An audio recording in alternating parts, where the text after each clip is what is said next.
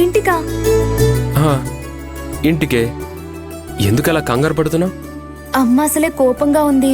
ఇప్పుడు మిమ్మల్ని చూసిందనుకోండి అంతే సంగతులు. పైగా అక్క చక్కెర పొంగల్ పంపించిందని తెలిస్తే అస్సలు ఊరుకోదు, వీరంగా మాడేస్తుంది.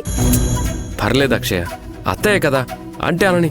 నన్నే కదా, ఏం కాదులే, నేనేం పట్టించుకోను. అర్థం చేసుకోండి బావగారు. అమ్మ కోపంలో మిమ్మల్ని ఏదో ఒకటి అంటుంది.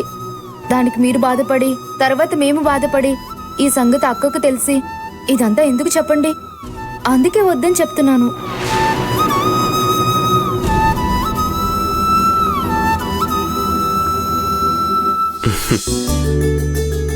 థ్యాంక్స్ బావగారు. థ్యాంక్స్ చెప్పడం కాదు, దగ్గరుండి మావయ్య గారు తినేలా చేయి, సరేనా?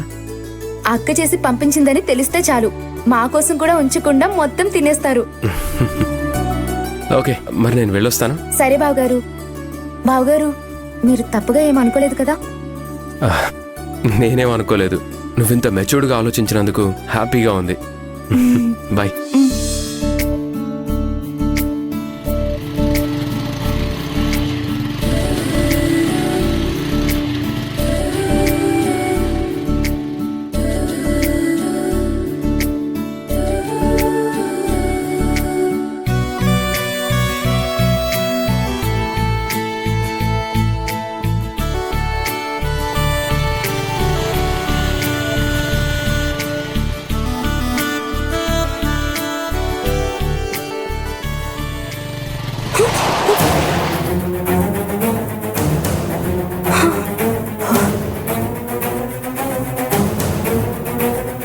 హే, నేనే.